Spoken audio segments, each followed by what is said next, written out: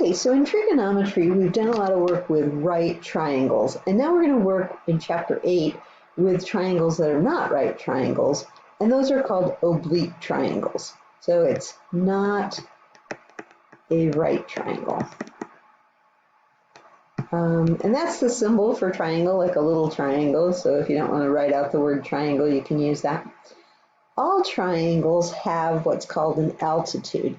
An altitude is when you go from one vertex, on the triangle and drop what we call a perpendicular. So in this case, for this triangle, this dotted line I've drawn, that would be called the altitude.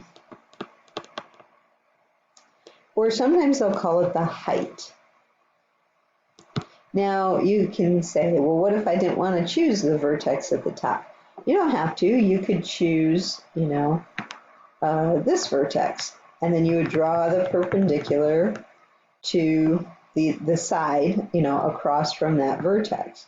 And that would also be a height. Now they're not the same height, but or altitude.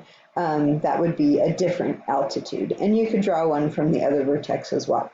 Now, depending on, that makes a difference in how your triangle is, we say, oriented.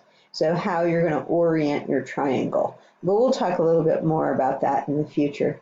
You might think about other triangles. We have what are called obtuse triangles that look something like this.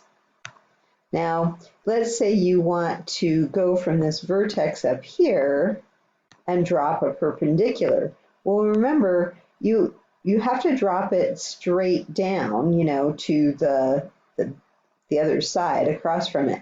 But if I do that, it doesn't exist, right? There's a problem here. We can extend that, though, to get the height.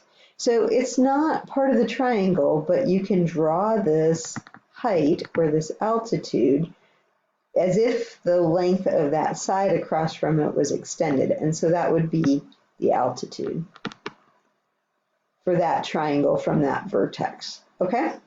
And then you have the right triangle, of course, here. So they often will mark the right triangle. You usually want to do that so you know where it is. Okay, when we want to solve a triangle, we're talking about knowing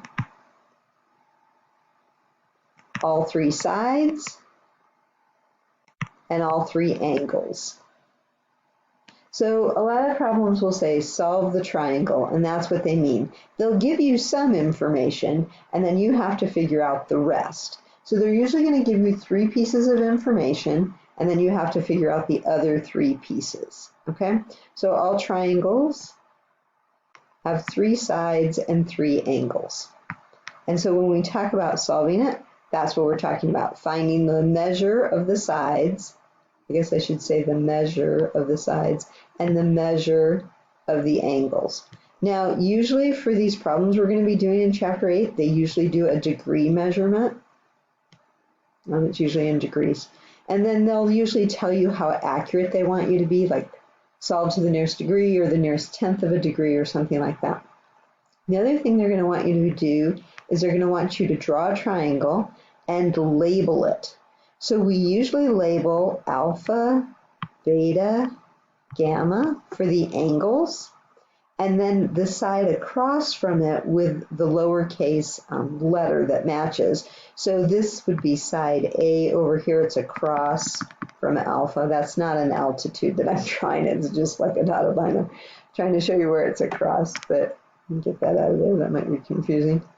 Okay, and then side B would be across from beta, and then side C would be across from gamma. So that's usually how we draw the triangles and label them. So it's something you kind of have to get used to. Sometimes they'll switch beta and gamma and have gamma at the top and beta at the bottom. It just depends on how they want to do that. But almost always alpha is on the left, that angle there. Okay? And of course you can always turn your triangle, and orient it differently. But this is a standard way of labeling a triangle. Labeling the triangle. Okay? That's it for that one.